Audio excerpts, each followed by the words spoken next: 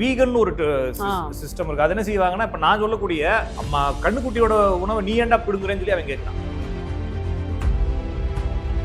பட்டு தொட்டு தொடரும் பட்டு பாரம்பரியம் போடுறான். பட்டு எப்படா பாரம்பரியமாச்சு? பட்டு சீனாவுடைய பாரம்பரியம். சீனால தானே கண்டுபிடிச்சான். பாவம் அப்படிங்கிறது அடுத்தவங்களை டிஸ்டர்ப் பண்றதுதான் பாவம்.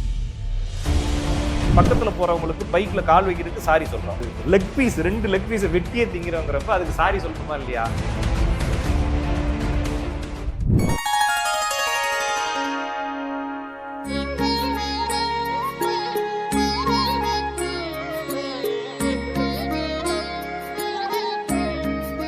ஸ்ரீ வராகி டிவி நேயர்களுக்கு வணக்கம். இந்த நேர்காணல்ல நம்ம கூட ராஜநாடிகா பார்த்திபன் சார் இருக்காரு. நிறைய ஆன்மீகம் மற்றும் ஜோதிடம் சார்ந்த விஷயங்களை நம்ம கூட வந்து நேயர்களுக்காக பகிர்ந்துட்டு இருக்காரு. வணக்கம் சார். வணக்கம்ங்க. நேரில் அனைவருக்கும் வணக்கம். சார், பாவம் அப்படின்னா என்ன நினைக்கிறீங்க?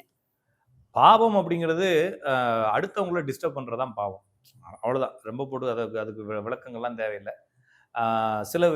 சிலர் வந்து டிஸ்டர்ப் பண்றது நம்மளுக்கு ஃபீல் ஆகும், புரியும். சில விஷயங்கள் நம்மளுக்கு புரியாது. இப்ப நிறைய பேருக்கு வந்து அந்த பாவங்கிறதுக்கு லிமிடேஷன் இருக்கு. இப்ப நம்ம ஒரு இடத்துல நிக்கிறப்ப ஒருத்தவங்க காலம் மிதிச்சிட்டோம் அப்படின்னோம்னா என்ன சொல்லுவோம்? சாரி சொல்லுவோம். நிறைய பேர் ஒதுங்கி நின்றுவானுங்க இல்லைங்களா? அவங்களுடைய மைண்டை பொறுத்தளவுக்கு அது பாவமா இல்லைன்னு கூட நினைக்கலாம் இல்லைங்களா? சரி, நான் சொல்றது புரிஞ்சுக்கிட்டீங்களா? இப்போ வந்து நீங்க நிறைய பேர் நான்வெஜ் சாப்பிட்றீங்க. நான் வந்து நான்வெஜ் சாப்பிடல. எனக்கு என்ன பொறுத்தளவுக்கு நான்வெஜ் சாப்பிட்றது பாவம்னு சொல்லலாம். ஆனா உங்களை பொறுத்தளவுக்கு அது கொன்னா பாவம், தின்னா போச்சு. என்னமோ ஒண்ணுங்க. அது ஏதோ பாவம் வந்துச்சுல்ல, அவ்வளவுதான். அப்ப என்னன்னா, பாவம் அப்படிங்கிறதுக்கு ஸ்கேல் வந்து அறம்ன்ற இடத்த எடுத்துக்கலாம். அறம்னு ஒண்ணு இருக்கு இல்லையா? அறம்னா என்னன்னா, இப்ப சாராயம் குடிக்கிறது சரியா தப்பா? தப்புதான் சார். அப்புறம் அரசு விக்குது அப்படிங்கிறப்ப அது சட்டத்துக்குள்ள கொண்டு வந்து வேண்டியதான் சரின்ற மாதிரி. அது நீதி சட்டம்ங்கிறதுக்குள்ள ஒண்ணு. ஆனா அறம் அப்படிங்கிறது படி தப்பு இல்லைங்களா? இந்த அறம் செய் அப்படின்றாங்க. அறம் அப்படின்றது அறம்னா நீதியா, அதாவது இயற்கைக்கு உண்மையாக இருக்கிறது, இல்லைன்னா யதார்த்தமாக இருக்கிறது, இல்லைன்னா வந்து ஒரு ஒரு நீதின்னு ஒண்ணு இருக்கு இல்லைங்களா? நீதிங்கிறது வந்து அது மாறும் ஊருக்கு ஒரு. அறம்ங்கிறது மாறாது. ஓ, அறம்ன்றது ரைச்சியஸ்னஸ்ன்றீங்க. அது வந்து இயற்கையாகவே அப்படியே இருக்கும். இயற்கையா ஒருத்தனுக்கு தொல்லை பண்ணக்கூடாதுன்னு ஒண்ணு இருக்கு இல்லையா? நல்லது அப்படின்னு எடுத்துக்கலாம். ஆமா, நல்லது, அவ்வளவுதான். இயற்கையாக ஒருத்தனுக்கு தொல்லை பண்ணக்கூடாது. ஆனா என்னுடைய சிச்சுவேஷனை பொறுத்து அதை மாத்திக்கிறேன் இல்லைங்களா? இப்போ ஒரு மாடு இருக்குது. மாடு வந்து இப்ப பால் கொடுக்குது. யாருக்கு கொடுக்குது? மனுஷனுக்கு. கண்ணுக்குட்டிக்கு தான் கொடுக்கணும். நம்ம எடுத்து பிடிச்சி அதை சரட்டு உருவி அதை காப்பி போட்டு குடிச்சிடுறோம் இல்லைங்களா? அப்ப அது வந்து என்னன்னா மாட்டுக்கு செய்யக்கூடிய பாவம்னு சொல்றாங்க. அது வந்து உண்மையிலேயே அது இயற்கையாக அது எதற்கு படைக்கப்பட்டது? அந்த பால் நம்ம காப்பி குடிக்கவா? தன்னோட குட்டிக்கு. நம்ம காப்பி குடிக்கிறதுக்கு இல்ல. ஆனா அதை குடிக்கிறோம். இருந்தாலும் அது உணவுங்கிறதுனால அதை எடுத்துக்கலாம்னு சொல்றாங்க. நான் சொல்றது புரிஞ்சுக்கிட்டீங்களா? அதே இது அந்த மாட்டுல வாழை முட்டி வெட்டி மாட்டு வால் சூப் அப்படின்னு குடிக்கிறது இருக்கு. மாடு வால் என்ன கண்ணு குடிக்க சாப்பிடுறதுக்கு வச்சிருக்கிறது இல்ல இல்லைங்களா? அப்ப எப்படியோ உணவான பொருளை எடுப்பதே பாவம்னு சொல்றாங்க. அது உணவையே இல்லாம உடலையே அழிச்சு எடுக்கிறது பாவம்னு சொல்றாங்க இல்லைங்களா? இது மாதிரி அறமான செயல்கள் அப்படின்னு இருக்குங்க சில ஸ்டாண்டர்ட். இந்த அறத்துக்குள்ள இருப்பது பாவம் இல்லை. அறத்தை தாண்டி போவது பாவம். இப்ப வட்டிக்கு விடுறது அப்படிங்கிறது பாவம். ஆமா. ஆனா வந்து சட்டப்படி அது என்னது? தப்புதான் அது. சட்டப்படி. அப்ப பேங்க்ல என்ன செய்யுது? அப்ப நீங்க பேங்க்ல போடுற பணத்துக்குலாம் இன்ட்ரெஸ்ட் எது வருது? அது பாவம் தானே? அப்படின்னா ஏன் கந்து வட்டி பாவம், நியாய வட்டி தப்பு இல்ல. நீங்களா அதுதான் அந்த ஸ்கேலை வந்து நீங்களா டிசைட் பண்றீங்க. இப்ப முஸ்லிம்ஸ் வந்து வட்டிக்கு வரதே பாவம்னு சொல்றாங்க. ஆமா, கடன் வாங்குறதும் தப்புன்னு. ஆமா, இப்ப வந்து ஹராம் அப்படின்னு சொல்றாங்க. ஹராம்னா வந்து ஹலால் அப்படிங்கிறது அறத்துக்கு உட்பட்டது சரிங்களா? அது வந்து கறி வெட்டுறதுல மட்டும் ஹலால் இல்ல. எல்லாத்துக்குள்ளேயும் ஹலால் இருக்கு. எல்லாத்துக்குள்ளேயும் அறம்னு இருக்கு. ஹராம் அப்படிங்கிறது அறத்தை மீறியது. அப்ப ஒரு பாய் கடைக்கு நான் போறேன். ஒரு செல்போனை ரிப்பேர் பண்ண கொடுக்குறேன். அவர் வந்து என்ன செய்யறாருன்னா, ஏதோ ஒரு செஞ்சுட்டு ஒண்ணுமே செய்யாம 250 ரூபா பட்டன் மாத்தியாச்சுன்னு சொல்றாரு. பாய் இது ஹராம் பாய்ன்னு சொல்றேன். அவர் ஒண்ணுமே செய்யல. வச்சுட்டு செல்ல வச்சுட்டு போயிட்டு வாங்க சார்ன்னு சொல்லிட்டாரு. ஹராம்னா என்னதுன்னா நீதிக்கு புறம்பானது, அறத்துக்கு புறம்பானது. அப்ப நிறைய பேர் அதுக்கு புறம்பா தான் செயல்படுறாங்க. நான் சொல்றது புரியுங்களா? நம்மளும் அதுக்கு புறம்பா தான் செயல்படுறோம். இறைவனுக்கு உண்மையா நம்ம இல்ல நிறைய இடங்கள்ல. சரிதானே? நிறைய இடங்கள்ல இறைவனுக்கு உண்மையா இல்ல. ஒரு லிமிட்டை தாண்டுறோம். காரணம் என்ன? சமூக சூழல்கள் நம்மள அப்படி பழக்கிருக்கு. அப்போ ஒரு கடை வைக்கிறோம். அந்த கடை வைக்கிறப்போ ஒருத்தன் வந்து தானாகவே வந்து ஆடு சிக்கின மாதிரி வந்து ஏதோ ஒன்று குழப்பிக்கிட்டு மாட்டான். ஒரு 100 ரூபா அவன்ட்டு எக்ஸ்ட்ரா பில்லு போறதுனா என்ன இருப்போது? இப்ப ஒரு எலக்ட்ரானிக் கடை வச்சிருக்காரு. ஒரு முகமதியர் வந்து எலக்ட்ரானிக் கடை வச்சிருக்காரு. இப்போ ஒரு மெக்கானிக் வராரு. அந்த மெக்கானிக்கு ஒரு பொருளை விற்கிறாரு. 100 ரூபாய்க்கு விற்கிறாரு. அதே ஒரு கஸ்டமர் வந்தாருன்னா அவர்கிட்ட எவ்வளவு கொடுப்பாரு? அதே 100 ரூபாய்க்கு கொடுப்பாரா? எக்ஸ்ட்ரா வச்சு வைப்பாங்கன்னு நினைக்கிறேன். அப்ப அது என்னது? அது அறத்துக்கு புறம்பானது தானே? சாமர்த்தியம் கூட எடுத்துக்கலாம். அதான் சொல்றேன். நீங்க சாமர்த்தியம் பேர் வைக்கிறீங்க. அறப்படி பார்த்தா அது பாவம்னு சொல்றாங்க. அப்ப அது ஹராம் அப்படின்னு சொல்றாங்க. ஹராம வந்து ஏன்னா இறைவன் நம்மளை பார்த்துட்டே இருக்கிறாரு இல்லையா? சிசிடிவி தான் பாக்குது, நம்ம புரிஞ்சுக்கலாம். அப்பயே இறைவன் வந்து கற்பழிக்கிறவங்களை பார்க்க மாட்டாரா? எல்லாத்தையும் பார்த்துட்டு தாங்க இருக்கிறாரு. தீர்ப்பு இங்க கிடைக்காதுங்க. நான் சொல்றது புரிஞ்சுக்கிட்டீங்களா? தீர்ப்பு இங்க கிடைக்காது. நீங்க உங்களை செய்யறதெல்லாம் ஜட்ஜியை விட்டுட்டு வெயிட் பண்ணிருக்காரு. நீங்க தான் வந்து காலம் வந்து சின்னதா இருக்குன்னு நினைக்கிறீங்க. காலம் வந்து பெருசா இருக்கு நினைக்கிறீங்க. காலம் அவருக்கு சின்னது. நீங்க செய்யறதெல்லாம் பார்த்துட்டு உங்களுக்கான தண்டனை பின்னால வெயிட் பண்ணிக்கிட்டு இருக்குன்றது அர்த்தம். நான் புரிஞ்சுக்கிட்டீங்களா? அது மட்டும் இல்லாம இதெல்லாம் உங்களுடைய விதி. நீங்க இதை செஞ்சு இதுக்கப்புறமா ஏதோ ஒரு அனுபவிக்க போறீங்கன்னு சொல்லிட்டு. அதனாலதான் முகமதியத்துல வந்து இம்மை மறுமைன்னு பிரிச்சு இப்ப செய்யறதுக்கெல்லாம் ஒரு பெரிய கிரவுண்ட்ல நிப்பாட்டி நடுவில் நிப்பாட்டி இறைவன் உங்கள்கிட்ட இதெல்லாம் நான் ஏன் செஞ்சேன்னு கேட்பாருன்னு சொல்றாங்க. அறிவு இல்லாம ஏன்டா செஞ்ச அப்படின்னு சொல்லி இறைவன் கேள்வி கேட்பாரு அப்படின்னு சொல்லி நம்புறாங்க. நான் ஹிந்து மதத்துல என்ன சொல்றாங்க அப்படின்னா, உங்களுக்கு வந்து இதற்கு பின்னால பிறவியில் இதுக்கான பயன்களை ஃபுல்லா நீங்க அனுபவிக்க போறீங்க. அடுத்து வரக்கூடிய பிறவியில மொத்தத்துக்கு இதெல்லாம் அழிஞ்சு சாவ போறீங்கன்னு சொல்றாங்க. கிறிஸ்தவத்துல என்ன சொல்றாங்கன்னா, உங்களுக்கு நரகம் காத்துக்கிட்டு இருக்குன்னு சொல்றாங்க இல்லைங்களா? அப்ப ஆக மொத்தத்துல இது எதெல்லாம் நரகத்துக்கு இழுத்துட்டு போகுமோ, எதெல்லாம் சொர்க்கத்தை விட்டு உங்களை ஒதுக்கி வைக்குமோ, எதெல்லாம் இன்மை மறுமையில வந்து உங்களுக்கு கேள்வி கேட்கப்படுமோ, எதெல்லாம் அடுத்த ஜென்மத்துல தொடர்ந்து உங்களை தொந்தரவுபடுத்துமோ அதெல்லாம் பாவம்னு எடுத்துக்க வேண்டியது. ஓகேங்களா? அதை விட ஈஸியான வேலை தெரிந்து, நம்மளுக்கு தெரிந்து இல்லைன்னா இன்னொருத்தவங்க சொல்லி புரிஞ்சுக்கிட்டு அதுக்கப்புறமா அதை செய்யறதை கொஞ்சம் குறைச்சிக்கலாம்னு சொல்றாங்க. ஆனாலும் கூட நம்மளோட விதி நம்மள என்ன செய்யாது, வச்சு செய்யும், விடாது. அது செஞ்சிருவோம், நம்ம தெரியாம செய்வோம். அதுக்காக என்ன செய்யறாங்கன்னா, இதுக்குள்ளே ஒரு லிமிடேஷன் வைக்கிறாங்க. என்ன லிமிடேஷன் வைக்கிறாங்க? இப்ப நம்ம நடந்து போறோம், எதையாச்சும் மிதிக்கத்தானே செய்வோம். நம்ம என்ன பூத கண்ணாடி வச்சுட்டே நடந்து போறது. மகாவீர்னு ஒருத்தர் இருக்காரு. மகாவீர்னு கேள்விப்பட்டிருக்கீங்களா? ஏதோ கட்டிட்டு போவாங்க. அது வந்து ஜெயின். மகாவீர்னு ஒருத்தர் இருக்காரு. அவர் வந்து ட்ரெஸ் இல்லாம ஒருத்தர் சாமியார் உட்காந்துட்டார். ஓகேங்களா? அவரையும் சொல்றாங்க. அவர் வந்து என்னன்னு, அவருக்கு ஞானம் அடைஞ்ச உடனே என்ன செஞ்சிடறாரு, அவர் தான் மகாவீர் தான். அவர் நீங்க சொன்னது ஜெயின்னு சொல்றாங்க. அவர் ஞானம் அடைஞ்ச உடனே நகர்ந்தா கூட நம்ம ஒரு உயிருக்கு சேதம் விளைவிச்சு சொல்லி நகராம உட்காந்துடுறாரு. ஓகேங்களா? அந்த மாதிரி ஒரு விஷயம் வரணும் இல்லையா நம்மளுக்கு? அது நம்மளுக்கு முடியாது. ஆமா, சாப்பாடு போடுறப்ப கையில தான் வாங்குவாங்க. சரிங்களா? சாப்பாடு போடுறப்ப அந்த கையில போடுறப்ப ஏதாச்சும் எறும்போ ஏதாச்சும் ஒரு இதோ அதுல இருக்கிறத பார்த்துட்டாங்கன்னா அப்படியே கையை எடுத்துருவாங்க. சாப்பாடு கீழே விழுந்தோம். அதுக்கப்புறம் 1 நாள் 2 நாள் சாப்பிட மாட்டாங்க. ஓகேங்களா? நம்ம வந்து சாப்பாட்டுல அது இருந்தா தான் சாப்பிடுவோம் இல்லைங்களா? எதையாச்சும் வெட்டி உள்ள வச்சிருந்தா தான் சாப்பிடுவோன்ற மாதிரி. அப்ப இதெல்லாம் வந்து இதை வந்து நான் குற்ற உணர்வுக்காக நான் சொல்லலை. இப்ப நீங்க வந்து சாப்பிடுறீங்க, குற்ற உணர்வு வரணுன்றதுக்காக சொல்லலை, நீங்க கேட்டதுக்காக சொல்றேன். அப்ப நம்ம பாவம்னு தெரிஞ்சு நிறைய விஷயங்கள் செய்யத்தான் செய்யறோம். சரிதான் இல்லைங்களா? அதனால வந்து அதை இப்ப எனக்கு தெரிஞ்சு இப்ப ஒரு சில சாரார் ஒரு ஹிந்துலயே வந்து ஒரு சில ஜாதிக்காரங்க வந்து நான் வந்து மாமிசம் சாப்பிட மாட்டேன். மாமிசம் சொல்றது வெஜிடேரியன் தான் நான் சாப்பிடுவேன், நான்வெஜ் சாப்பிட மாட்டேன். ஏன் சார்? எனக்கு பிடிக்கல, அடுத்தவங்களுக்கு ஏன் கஷ்டப்படுறோம்னு சொல்லி நிப்பாட்டணும்னு வச்சுக்கோங்களேன். இப்ப பட்டு சேலை கட்டுவாங்க, சாமிக்கு பட்டு சேலை சேர்த்துறாங்கன்னா, பட்டு சேலை எப்படி செய்யறாங்க? பட்டுப்பூச்சி என்ன செய்யறாங்க? கொன்னு பட்டுப்புழுவை வேக வச்சு கொதிக்க வச்சு அந்த பட்டுப்புழுவை சாவடிச்சு அல்லது நூல்களை எடுத்து செய்யறாங்க. அப்போ ஒரு பட்டு சேலை செய்வதற்கு 10,000 புழுக்களை நீங்கள் வேக வைக்க வேண்டும். அப்ப பட்டு சேலையை கட்டக்கூடாது இல்லையா? நான் கேட்கறது சரிதானே? அப்ப அது வந்து என்னது, ஒரு உயிரை கொண்டு நான் வந்து அவ்வளோ ஒரு படோபகாரமா ஒரு டம்பமா வந்து என்னுடைய வாழ்க்கையை வாழ வேண்டிய அவசியம் இருக்கு. இது இப்படி எடுத்துக்கலாமே சார், ஒரு வாழ்றதுக்கு நம்ம ஒரு இயற்கையா இருக்கும். அப்ப உங்களை கொண்டுலாம்ல எவனோ, அதுதான் ஆம்பளைங்களும் பொம்பளைங்களும் கல்யாணம் பண்ணிக்கிட்டு பொம்பளைங்களை யூஸ் பண்ணிக்கிறீங்களே. இல்லைங்க, நான் சொல்றது என்ன சொல்றதுன்னா, இது வந்து யூஸ் பண்ண அவங்களும் சேர்ந்து. அப்போ எந்த பட்டுப்புழுவாச்சும் உங்கள்ட்ட வந்து ஏதாச்சும் நூல் கொடுக்குறேன்னு சொல்லுச்சா? இல்ல, அப்ப அவங்களுக்கு தேவைப்படுது. செடி கொடி சார், நீங்க வெஜிடேரியன் சாப்பிடுறீங்களா? அது உயிர் இல்லையா? நான் அதெல்லாம் தனியா பேசிக்கலாம். நான் தான் ஒரு வீடியோ போட்டிருக்கேன். செடி கொடிகள் அப்படிங்கறது நான் சொல்றது பால் அப்படி இருக்கு இல்லைங்களா? பால் வந்து இயற்கையாவே பால் ஊட்டிகளா? இயற்கையாவே உணவு.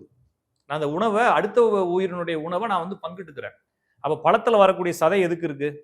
சாப்பிடுறதுக்கு. யாரு சாப்பிடுறதுக்கு இருக்கு? மனுஷங்க சாப்பிடுறதுக்கு. ஆமா, ஏன்னா அது சாப்பிட்டா தான் அந்த விதையை கொண்டு போய் நம்ம எங்கேயாச்சும் போடுவோம்னு சொல்லி மரமே என்ன செய்யுது?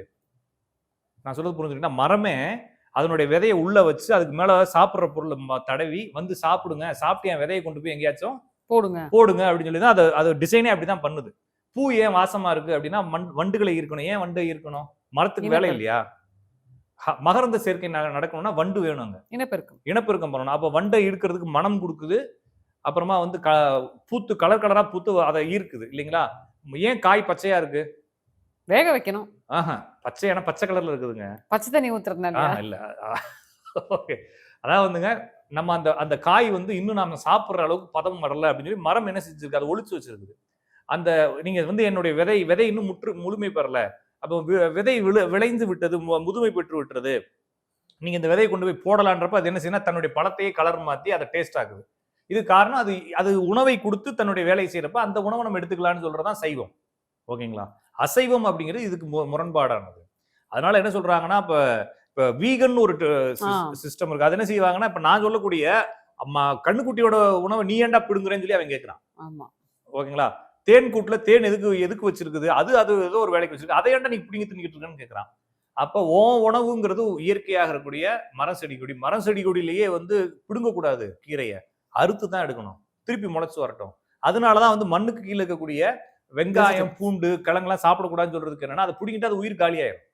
அதனால அதெல்லாம் சாப்பிடாதீங்கன்னு சொல்லி ஆன்மீகத்துல சொல்றாங்க. ஓகேங்களா? அப்ப என்னன்னா, நான் சொல்ல வருது அப்ப இந்த மாதிரி அசைவ உணவு, சைவ உணவு இது சாப்பிடுறதுல இதுலயே முரண்பட்டவங்க. அப்ப அதெல்லாம் சாப்பிடாதவங்க ஏன் பட்டு சேலை கட்டுறாங்க? அதெல்லாம் பாவம்னு நான் சொல்றேன். நான் சொல்றது புரிஞ்சுக்கிட்டீங்களா? அப்ப என்னன்னா, பாவம் என்பது இயற்கை உண்மைக்கு விரோதமாக நடப்பது. நானும் 4 பாவம் செய்யத்தான் செய்றேன். நம்ம செய்யக்கூடிய பாவங்களை கண்ட்ரோல் பண்ண முடியாது. அப்ப நான் நடந்து போகும் பொழுதோ, இயற்கையாக நடந்து போகும் என்னை அறியாம என்னால கண்ட்ரோல் பண்ண முடியாம நான் வாழக்கூடிய சூழல்ல நான் பல விஷயங்களுக்கு தீமை செய்றேன். அதுக்காக என்ன செய்ய சொல்றாங்கன்னா, அடுத்த உயிர்களுக்கு வேணும்னே நன்மை செஞ்சு, நான் சொல்றது புரிஞ்சுட்டீங்களா? வேணும்னே நன்மை செஞ்சு அந்த பாவத்தை சரிசமப்படுத்திக் கொள்ளுங்கள்ங்கறாங்க. அப்ப நீங்க ஒரு சிக்கன் பிரியாணி வாங்கிட்டு வரீங்க. சிக்கன் பிரியாணி வாங்கிட்டு வந்துட்டு வரும்போது 2 பிஸ்கட் பாக்கெட் வாங்கி நாய்க்கு போடுறது இல்ல பாவம் சரி கட்டுறது. ஓகேங்களா? சிக்கன் பிரியாணி வேணும்னே திங்கிறீங்க நீங்க.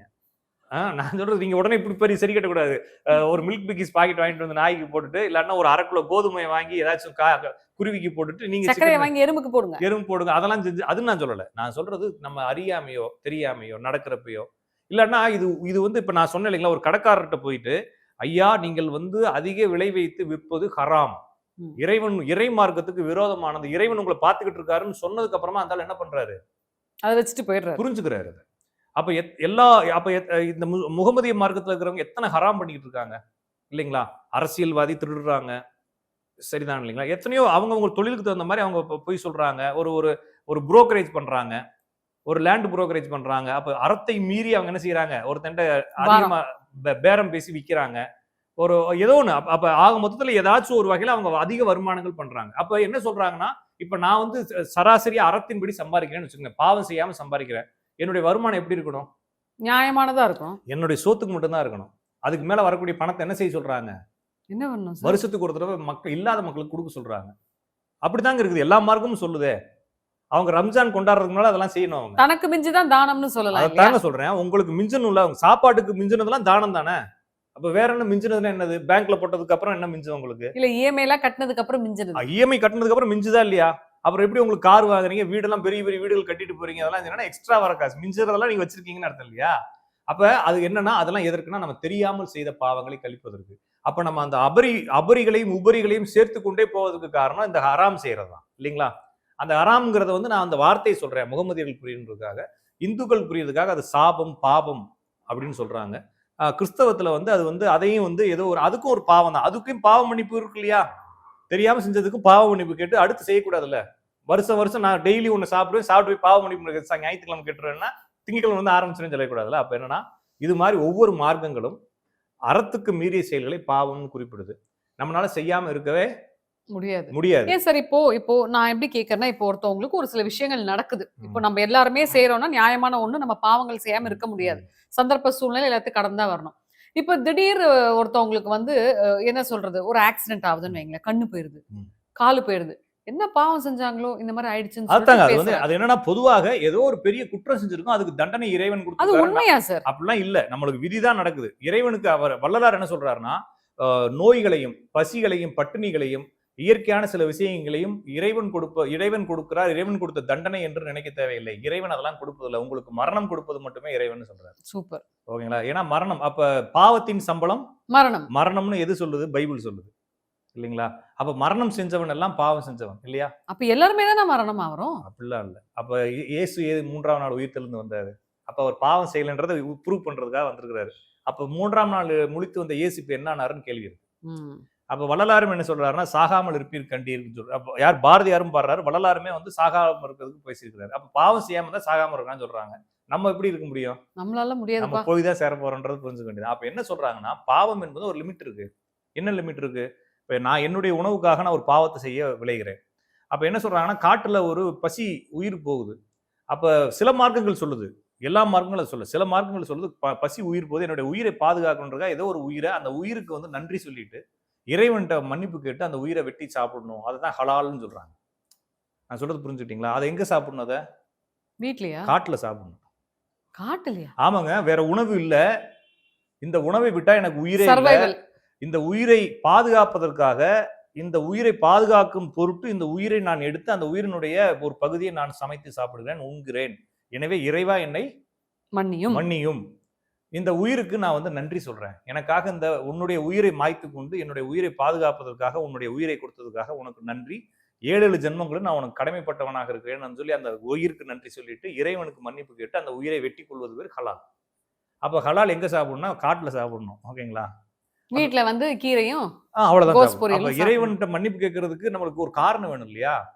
அப்ப நான் எல்லா இடத்துலயும் உட்காந்துட்டு ஒரு ஒரு லாஜிக் வச்சு மன்னிப்பு கேட்டு சாப்பிடக்கூடாதுன்றதான் சொல்றாங்க. அதனாலதான் என்ன சொல்றாங்கன்னா, இயலாத பட்சத்தில் சில விஷயங்கள் செய்யக்கூடிய தவறுகளுக்கு நாம் இறைவனிடத்தில் மன்னிப்பு கேட்பதும், வேறு ஒரு உயிர்களுக்கு நான் இப்ப இந்த இந்த சாப்பிட்டு என்ன செய்ய போறேன்? உடம்ப நல்லா உடம்பு அந்த திம்முன்னு வளர்க்க போறேன் இல்லைங்களா? அப்ப என்ன சொல்றாங்கன்னா, உடம்பு அந்த எந்த உடம்பு சந்தோஷத்துக்காக நீங்க அந்த வேலையை செஞ்சீங்களோ அந்த உடம்ப வருத்திக்கிறது. சொல்றது புரிஞ்சுக்கிட்டீங்களா? அப்போ அப்போ வருஷத்துக்கு ஒரு தடவை நோன்பு இருக்கிறது. அப்ப நம்ம சாதாரண வாழ்க்கையில எல்லாரும் நோன்பு இருக்காங்க இல்லைங்களா? வரலட்சுமி நோன்பு, அந்த நோன்பு, இந்த நோன்பு சொல்லி எந்த உடம்பு சுகத்துக்காக அந்த பாவத்தை நம்ம செஞ்சோமோ அந்த உடம்பே நம்ம என்ன செஞ்சுக்கிறோம்? வருத்திக்கிட்டு அந்த அந்த சுகத்தை அனுபவிச்சதனுடைய பாவத்தை நான் வந்து கழிக்கிறேன். அந்த சுகம் எனக்கு வேணாம், அடுத்து இந்த சுகம் எதிர்பார்க்க கூடாதுன்னு சொல்லி நம்மளுக்குள்ளே ஒரு தீர்மானம் பண்ணிக்கிட்டு எல்லா மதங்கள்லயும் அந்த விரதங்கள் இருக்கு. அதனாலதான் பெண்கள் கன்னியாஸ்திரிகள் ஆகுறாங்க, ஆண்கள் வந்து இதாகிறாங்க, ஆண்களுமே வந்து சாமியார் ஆகுறாங்க, அதுலயும் முல்லாக்கள் இருக்காங்க. அப்ப எல்லா மதங்கள்லயும் தன்னுடைய இயற்கையான இன்பத்தை கூட விட்டுட்டு இறைவனுக்காக அர்ப்பணிச்சுட்டு இந்த உடம்புனுடைய சந்தோஷம் நம்மளுக்கு வேணாம். இப்போ இயற்கையாவே சில பேரு ஊனமுற்றவங்களா பிறப்பாங்க. ஏதோ ஒரு வகையில டிஃபெக்ட்னு வச்சுக்கோங்களேன். அது ஜாதகத்துல எதை பார்த்து சொல்வீங்க? சனிதான். ஏன் அப்படி? சனி. அது ஏன் அப்படின்ற கேள்விகள் இது வரைக்கும் கிடைக்கல. அதை கேட்டா அப்புறமா வந்து பாவம் செஞ்சவங்களா அப்படி பிறந்தாங்கன்னு சொன்னா அது தப்பாயிரும். சரிங்களா? நம்மளுமே ஊனமானவங்க தான். ஆமா. அப்ப நம்ம மட்டும் என்ன அழகானவங்களா அப்படிலாம் கிடையாது. நம்மளுக்கும் ஒரு ஊனம் இருக்குது, நம்மளுக்கும் நிறைய குறைகள் இருக்குது. எல்லாம் கம்ப்ளீட்டான மனிதர்கள் கிடையாது. இல்ல. இப்ப நான் வந்து மனதளவுல ஊனமா இருக்கலாம், அறிவளவுல ஊனமா இருக்கலாம், ஒருத்தர் காலுக்கு ஊனமா இருக்கலாம், ஒருத்தர் கண்ணுக்கு ஊனமா இருக்கலாம். எல்லாருக்கும் ஒரு குறை இருக்கிறதுனால தான் பிறக்கிறோம் அப்படின்ற மாதிரி எடுத்துக்க வேண்டியதான். இது வந்து ஊனம் வெளியே தெரியாம அல்லது டிசபிலிட்டின்னு சொல்லப்படக்கூடிய அந்த அந்த உறுப்பை இயங்காம போறதுக்கு காரணம் சனி. சனியும் புதனும் சேருவது, சனி ராகு சேருவது, இதெல்லாம் இருந்தா ஊனங்கள் கிடைக்கும். ஓகே. திடீர் இந்த மாதிரி ஆகிறது ஒரு விபத்துல வந்து ஒரு சில உறுப்புகள் போதும். அது செவ்வாவோட சேர்ந்த கிரகங்கள் வக்ரம் பரிவர்த்தனை ஆகுது, அல்லது சனி செவ்வாவோட சேர்ந்த கிரகங்கள் வக்ரம் பரிவர்த்தனை ஆகும்போது திடீர் இழப்புகளை ஏற்படுத்தும். இப்போ சில பேர் சொல்லுவாங்க சார், பாவத்தினாலதான் அப்படி ஆச்சுன்னுவாங்க. சில பேர் வந்து உன் கர்மா, உன் ஜாதகத்துல என்ன எல்லாமே ஒரே வார்த்தை தான். பாவத்தினால நடந்திருக்கு, கர்மா எல்லாமே ஒண்ணுதானே. கர்மாங்கிறது இவங்க என்ன சொல்றாங்க? அதுவும் பாவம் புண்ணியம் தான் சொல்றாங்க. அப்ப இருள் சேர் இருவினைன்னு சொல்றாரு வள்ளுவர். வள்ளுவர் என்ன சொல்றாருன்னா கடவுள் வாழ்த்துல இருள் சேர் இருவினையும். அப்ப இருள்னா என்னது? இருட்டு. துன்பத்தை சேர்க்கும். இருள்ங்கிறது துன்பம், துன்பத்தை சேர்க்கும். என்ன எது துன்பத்தை சேர்க்கும்? இருவினையும். இருவினையும்னா நல்வினை தீவினை ரெண்டுமே துன்பத்தை சேர்க்கிறாங்க. நான் வந்து ஒருத்தருக்கு நல்லது செய்வதும் அது எனக்கு பின்னால இருளைத்தான் சேர்க்க போகுது. அப்ப நம்ம எதுவுமே செய்யாம இருக்கிறது நல்லது. எதையாச்சும் செஞ்சோம்னா அதனுடைய தொடர்ச்சியாக நம்ம இன்னொரு வாழ்க்கையை வாழ வேண்டியிருக்கு. அதுதான் நம்ம வந்து கர்மா பாவம்னு சொல்றாங்க. அப்ப ஆக மொத்தத்துல கர்மாவும் பாவமும் நமக்கு தெரிந்து செய்வது. அதை விட முக்கியமா தெரிஞ்சு செய்யறோமோ தெரியாம செய்யறோமோ நம்ம கண்ணுக்கு தெரிஞ்சு இன்னொருத்தவங்க நம்மளுக்காக பாதிக்கப்படுறது. இப்போ ஒருத்தவங்களை நிப்பாட்டின பக்கத்துல போறவங்களுக்கு பைக்ல கால் வைக்கிறதுக்கு சாரி சொல்றோம். ஆனா நம்ம சண்டே சாப்பிட்றதுக்கு 2 மீனை கொண்டு வந்து போடுறோம். அதுக்கு மீனுக்கு எப்படி எப்ப போய் சாரி சொல்ல போறீங்க நீங்க? நீங்களா? நான் சொல்றது சரிதானே? அப்ப ஒரு காலை தொட்டதுனால அவனுக்கு ஏதாச்சும் உயிர் போயிருச்சா? அதுக்கே நம்ம மன்னிப்பு கேட்கணும் இல்லையா? அதான் நாகரிகம். அப்போ ஒரு ஒரு லெக் பீஸ் 2 லெக் பீஸை வெட்டியே திங்கிறோங்கிறப்ப அதுக்கு சாரி சொல்லணுமா இல்லையா? அந்த சாரி சொல்றது தான் பாவ மன்னிப்புன்னு சொல்றாங்க. அப்ப பாவ மன்னிப்பு முடிச்சதுக்கு அப்புறம் என்ன செய்யணும்? திருப்பி சாப்பிடுவோம். திருப்பி பாவ மன்னிப்புக்கு அப்புறம் பாவம் செய்யக்கூடாதுன்றதான் லாஜிக். அப்ப பாவம் என்பது நான் குற்ற உணர்வுக்காக சொல்லலைங்க. ஏன்னா நானும் சாப்பிட்டு தான் இருந்தேன். உங்களையும் சாப்பிடுங்க சாப்பிடாதீங்க நான் சொல்லல. இப்ப நம்ம பேசுறது எல்லாமே தெரிந்து கொள்வதற்காக தான். என்ன சொல்றாங்கன்னா எல்லாருக்கும் எல்லாமே தெரிஞ்சிடணும்னு அவசியம் இல்லை. சிலருக்கு தெரியும், சிலருக்கு தெரியாது. சிச்சுவேஷன் நான் சாப்பிட்டுக்கிட்டு இருக்கேன், ஏன் சாப்பிட்றேன்? அப்ப என்ன சொல்றாங்கன்னா இந்த எண்ணமும் சிந்தனையும் இந்த அறிவும் சமூகம் வயப்பட்டது. இப்ப நான் வந்து இந்த என்னுடைய மதத்துல என்னுடைய குடும்பத்துல என்னோட அப்பா அம்மாவுக்கு பிறந்ததுனால இந்த மாதிரி சிந்திக்கிறேன்.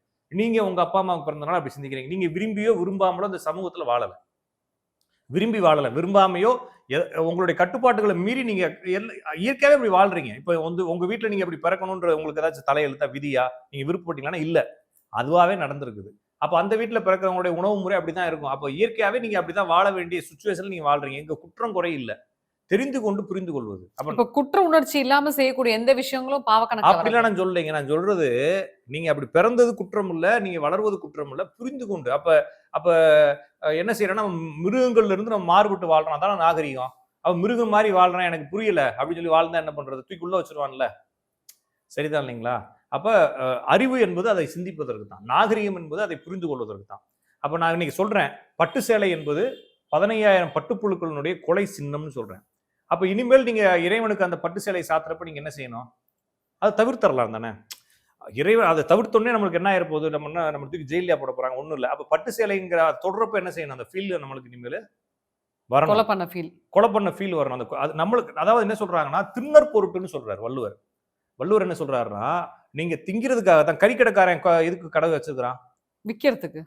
நீங்க திங்கிறதுக்காக தானே கடை வச்சிருக்கிறான். அதனால திண்ணற் பொருட்டுன்னு சொல்றாரு. நீங்கள் தின்பதற்காக அவன் கடை வச்சிருக்கான். நீங்க திங்கிறது நிப்பாட்ட என்ன செய்வான்? வைக்க மாட்டாரு. அவன் என்ன செய்வான்னா, டப்புன்னு கடையை மூட்டு செல்போன் ரிப்பேர் கடை வச்சிருவான். ஏன்னா அவனுக்கு அது ஓடாதுல்ல. அப்ப நீங்க கட்டுறதுனாலதான் இன்னும் பட்டுப்புழுவை பிச்சு பிச்சு என்ன செஞ்சுட்டு இருக்கான்? பட்டு தொட்டு தொடரும் பட்டு பாரம்பரியம்னு போடுறான். பட்டு எப்படா பாரம்பரியமாச்சு? பட்டு சீனாவுடைய பாரம்பரியம் இல்லையா? சீனால தானே கண்டுபிடிச்சான். பட்டு ரோடு, பட்டு சாலைனே வந்து இந்தியாவில இருந்து பல ரோடுகளுக்கு பிரிஞ்சு சீனாவுக்கு இப்ப ஏற்றுமதி இறக்குமதிக்கு அங்க ஒரு பெரிய வணிகம் நடந்துச்சு. நம்மூரினுடைய பாரம்பரியம் பட்டு கிடையாது. பட்டுங்கிறது சீனால ஒருத்தன் கண்டுபிடிச்சது. சீனாவினுடைய பாரம்பரியம் நம்ம. அப்ப அந்த பாரம்பரியத்தை எடுத்து வச்சுட்டு நம்ம ஒரு பாரம்பரியம்னு வச்சுக்கிட்டு இயற்கை கடவுளுக்கு சாத்துறது, அதை புனித விழாக்களுக்கு கட்டுறது. சொல்றது புரிஞ்சுங்களா? முக்கியமான விழாக்களுக்கு அதை கட்டிக்கிறது. நான் நான்வெஜ் சாப்பிட மாட்டேன்னு சொன்னாலும் நம்மளுடைய உடைகள் அப்படித்தானே இருக்குது. ஒருத்தர் வந்து எனக்கு யோகா சொல்லி கொடுத்தாரு. அவர் என்ன சொன்னாருன்னா, நான்வெஜ் எல்லாம் சாப்பிடக்கூடாதுன்னு சொன்னாரு. பர்ஸ் எடுத்து வெளியே வையான்னு சொன்னேன். லெதர். ஓகேங்களா? அப்ப என்னன்னா, நம்ம அறியாம நம்ம எல்லா பக்கமுமே வந்து ஏதோ ஒரு குற்றம் செஞ்சுக்கிட்டே இருக்கு. அந்த குற்றத்தை நம்ம வந்து நியாயப்படுத்தக்கூடாது. நம்ம வந்து இப்ப சொல்றோம் இல்லைங்களா? இப்ப நான் சொல்றது தப்பு இல்லை. ஆனா சொன்ன அதை புரிஞ்ச உடனே என்ன செஞ்சிடணும்? அதை செய்யக்கூடாது. செய்யக்கூடாது. அவ்வளவுதான் மேட்டர். நான் சொல்றது புரிஞ்சுக்கிட்டீங்களா? அப்ப ஒருத்தன் வந்து என்ன சொல்றான்னா, நான் ஒரு கம்பெனில ஒர்க் பண்ணும்போது இந்த யோகா கிளாஸ் சொல்லி கொடுத்தாரு. புதன்கிழமை யோகா கிளாஸ். புதன்கிழமை அந்த கம்பெனில வந்து நான்வெஜ் போடுவான். சரிங்களா? அப்ப நான் என்ன சொன்னேன்னா, அவன் எல்லாம் நான்வெஜ் சாப்பிட்டு வந்திருக்கான். அவனை உட்காந்து யோகா சொல்லி கொடுத்துட்டு இருக்கேன்னு சொன்னேன். நம்மளுக்கு எனக்கு என்ன சார் காசு வருது சொல்லி கொடுக்குறாங்க, அதுக்கு சும்மா இருக்கலாம்டா நீன்னு சொன்னேன். அப்ப புரிஞ்சுக்கிட்டீங்களா? அப்ப ஒரு விஷயம் தெரிந்தவுடன் அதை என்ன செய்யணும்? விட்டுறணும், விளக்கிடணும். அப்ப அதுதான் உண்மை. நம்ம வந்து கடவுளுக்கு பாத்திரமா இருக்கணும்னு நினைக்கிறோம் இல்லைங்களா? ஒருவேளை கடவுள் மறுப்புல இருக்கிறீங்க, எனக்கு எதை பத்தியும் கவலை இல்லை, நான் திம்பேன் என்னத்தனாலும் அழிப்பேன், அதை பத்தி கவலை இல்லை. நீங்க வந்து ஒரு அந்த கட்டுப்பாட்டுக்குள்ள வரணும்னு நினைக்கிறீங்க. உங்களுக்கு ஒரு உண்மை தெரிஞ்சிருச்சு. சரிதான் இல்லைங்களா? அப்ப பைபிள் என்ன போட்டிருக்குன்னா, எல்லா ஜீவர்களுக்கும் என்ன செய்கிறீர்களோ அதையே எனக்கும் செய்கிறீர்கள். அப்போ ஒரு கோழிக்கு என்ன செய்றீங்களோ அதையே கர்த்தருக்கும் செய்றீங்க தானே. சரிதான் நான் சொல்றது. அப்ப ஒரு மாட்டுக்கு என்ன செய்யறோம் அதையும் கர்த்தருக்கு செய்யறோம். அப்ப கோழி என்ன செய்யறோம்? நம்ம கட் பண்ணி சாப்பிடுறோம். அப்ப கர்த்தரையும் சாப்பிடுற மாதிரி தானே. இப்படி ஒருத்தவங்கள்ட்ட கேட்டேன் நான். அது நான் லாஜிக்கா தானே கேட்டேன். அப்ப அவங்க வந்து ஒன்னும் அதை மறுக்கணும், இல்லைன்னா அதை ஏத்துக்கிட்டு அதை சரி பண்ணணும். அவங்க வந்து என்ன பண்ணிட்டாங்கன்னா, அவங்களுடைய அந்த ஈஸியான வாழ்க்கை கலைஞ்சு போயிருன்னு சொல்லிட்டு என்கிட்ட பேசுறது நிப்பாட்டாங்க. திருப்பி நான் பார்த்தா கேட்பேன்ல, அதனால பேசுறது நிப்பாட்டாங்க. அவங்க என் கூட பேசுறதே இல்லை. அப்ப ஆதியாகமம் 1:31 1:30 என்ன எழுதியிருக்கிறான்? இந்த பூமியில் பிறந்த அனைத்து ஜீவர்களுக்கும் புல் பூண்டு விருட்சங்களை உணவாக அளித்துள்ளேன்னு சொல்லி ஆதியாகமம் 1:37 1:31 போட்டிருக்கு. அப்ப என்ன அர்த்தம்? தெரியலையே. இந்த உலகத்தில் வாழ்ந்த ஜீவர்கள் அனைவருக்கும் புல் பூண்டு விருட்சங்களையே உணவாக படைத்துள்ளேன்னு போட்டிருக்கு. புல் பூண்டு வெஜிடேரியன் தான் உணவாக படைத்துள்ளேன்னு சொல்லி அங்க ஆதியாகமம் 1:31 போட்டிருக்கு. அதை ஒருத்தவங்கள்ட்ட படிச்சு காமிச்சேன். ஆதியாகமம் நம்மளுக்கு இல்ல, அது தேவர்களுக்குன்னு சொல்லிட்டாரு ஒருத்தர். அப்ப புரிஞ்சுக்குங்க. அப்ப எல்லா மதங்களும் பாவம் செய்யாதிரு மனமே அப்படின்னு சொல்லுது. பாவம் செய்யாதிரு உயிரேன்னு சொல்லுது. பாவங்கள் நம்மளை மீறி செய்யத்தான் செய்யறோம். சில இடங்கள்ல நம்மளை கட்டுப்பாட்டை மீறி செய்யறோம். அந்த பாவங்கள் பிறருக்கு நன்மை அளிக்கக்கூடியதாக இருந்தா தப்பு இல்லை. இப்ப ஒரு பாவம் செய்யறோம், அப்ப பொய்மையும் வாய்மை இடத்தன்னு சொல்றாரு இல்லையா?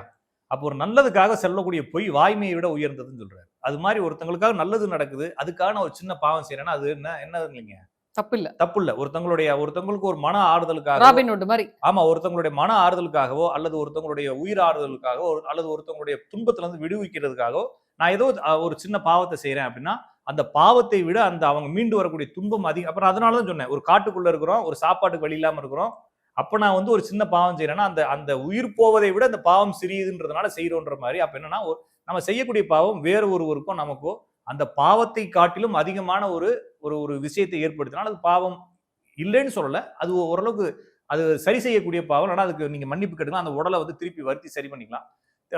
எந்த காரணமே இல்லாம செய்யக்கூடிய பாவங்கள் மன்னிப்போ இல்லைன்னா அதுக்கான எந்த ஒரு மறு இதோ இல்லாத ஒரு பாவமாக தான் எடுத்துக்கணும். இதுக்காக எல்லாத்தையும் அனுபவிச்சு தான் ஆகணுன்றதுதான் விதி. நன்றி. நன்றி, வணக்கம்.